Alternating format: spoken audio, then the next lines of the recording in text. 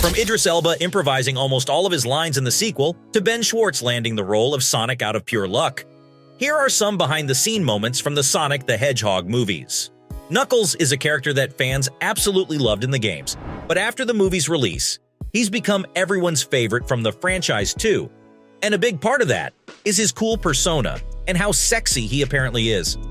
But Idris Elba's approach to Knuckles' voice is what really hits it out of the park. You see, the actor has kind of a gravelly voice, which is enough to make anyone's ears tingle, and it's what elevated Knuckles' character by several notches. But that's not the only thing Idris brought to the character. Elba revealed that during filming, the director basically gave him the green light to say whatever he wanted, like anything he wanted. And so, in the movie, most of the character's lines are just the actor, straight up doing improv, which is honestly super cool and tells you just how broadly ranged of an actor Idris actually is. But even though Knuckles was accurately portrayed by Elba, with his character design being on point too, Jim Carrey's Dr. Robotnik, on the other hand, was missing one major detail: his iconic round suit. Don't get me wrong, Carrey's performance in 2020's Sonic the Hedgehog was phenomenal. It's like the actor was born to play the character. But fans were left a little puzzled about the character's design. You see, in the games, the Eggman is supposed to have a round suit, a gigantic ginger mustache, boulder-like body, and an egg-shaped bald head.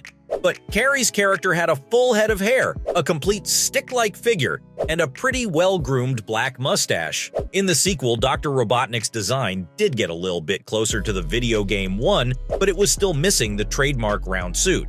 The question is why?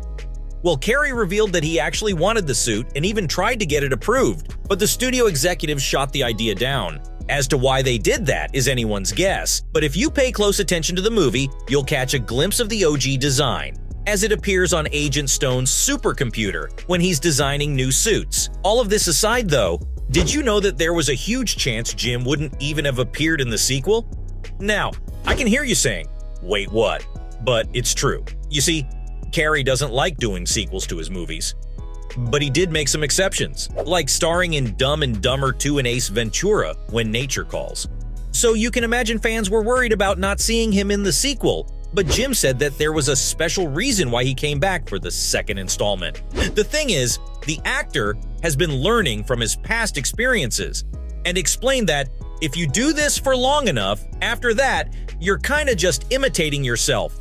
Which is kinda true if you think about it. Other than that, Carrey also loved the fact that Sonic the Hedgehog 2 was immediately thrown into production after the first one, and believed that he could see Robotnik's spectacular revolution in his head too. Well, I'm glad that happened, because if you've seen the movie, you know that Jim killed it as the Doctor. Now, even though the actor said that he'd retire after the second installment's release, doesn't mean there won't be other movies in the franchise. These days, everyone and their mother is trying to make their movie franchises into a cinematic universe. Marvel really did a number on them. Anyways, Sonic the Hedgehog is no different from them. The director explained that the second movie was the start of the cinematic universe, and with the third installment on the way, this statement is becoming a reality. I mean, yeah, a lot of movie franchises have tried their hand at this and failed miserably, but you gotta remember the fact that both Sonic 1 and 2 were extremely successful films, with the second installment endlessly praised by fans for being similar to the games than the original movie. This is enough to tell you that this franchise could end up becoming one of the most epic cinematic universes ever. And speaking of Sonic the Hedgehog 3, did you know that the threequel was already in development before Sonic 2 even came out? Looks like the studio knew just how well the movies would do, because according to the list of movie announcements made by Paramount, before the sequel's release, the threequel was already green-lit, regardless of how the second installment would have performed. And a mighty right choice they made, because Sonic 2 was another box office hit and became the top-grossing video game movie adaptation of all time, a record that was previously held by the first Sonic movie. Want to guess how much it pulled in? A staggering $331 million. That's honestly insane, but probably not as insane as blowing up a cake. Yep, you heard that right. You see, the crew had wrapped up principal photography for Sonic 2 in Hawaii, just in time for the Blue Hedgehog's 30th birthday, and they wanted to celebrate it. And how did they do that? With some cake, of course. But it was no ordinary cake. The team went above and beyond to get it customized, complete with a blue theme as well as the iconic gold rings. Sadly though, no one got to enjoy the treat, because in true Robotnik fashion, Director Jeff Fowler decided to blow the cake up. There were pieces of cake flying everywhere, and the ones left on the table were covered in flames. The only thing that could have made it 100 times better was if Jim Carrey himself, dressed as Dr. Robotnik, had blown up the cake. But this list wouldn't be complete if I didn't mention Sonic's first controversial character design. Back in 2019, when Paramount Pictures revealed the first look at the Blue Hedgehog, it blew up, but for all the wrong reasons, with fans and critics alike ripping it to shreds like there's no tomorrow. Why, you ask? Well, consider this. Sonic the Hedgehog, but more human than hedgehoggy. The initial design for the character had very small eyes, human-like teeth, and was overall extremely off-putting and creepy as hell. The studio made the right decision to rework the design, and 3 months later, we got a Sonic that was closer to the one in the video games. And fans were happy. You'd think this would have ended there, right? No, because after the film's release, fans quickly came up with the theory that the whole messed-up initial design was just a gimmick to buy the studio more time for production. It could be true, but since no one from Paramount actually commented on it, we'll never know for sure. But you have to admit that Paramount went all out to make sure the movie was a hit, because they even got some of the talent that worked on the games on board for the movie. I mean, what more could you want? Marza Animation Planet, which worked on the original Sonic games, was brought in as the main animation studio for Sonic the Hedgehog.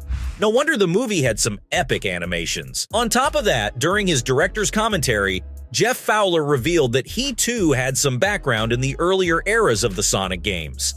He actually worked as visual effects artist on the cinematics for the game Shadow the Hedgehog, which is kind of confusing because if he has worked on the games before, why did the initial design for the character turn out to be so crappy? This just makes me believe the whole theory about them doing it, only to get more time for production. Regardless of that, it did give the director a clear line of communication with Sega throughout the film's process. Speaking of Sonic though, did you know that Ben Schwartz got the part purely out of luck? More like he was in the right place at the right time. You see, it all happened thanks to Deadpool and Terminator Dark Fate director Tim Miller, who was meeting up with the Parks and Recreations actor for a completely different project. And guess who else was a part of that meeting? Well, it was none other than director Jeff Fowler. I mean, imagine the odds of something like that happening. Anyways, while sitting there, Schwartz picked up a Sonic toy that happened to be there, and it immediately got Ben's geek muscles flexing out. Miller then suggested the actor should speak with Fowler himself, because he felt that Schwartz could be the perfect person for the job, and, well, the rest is speedy history.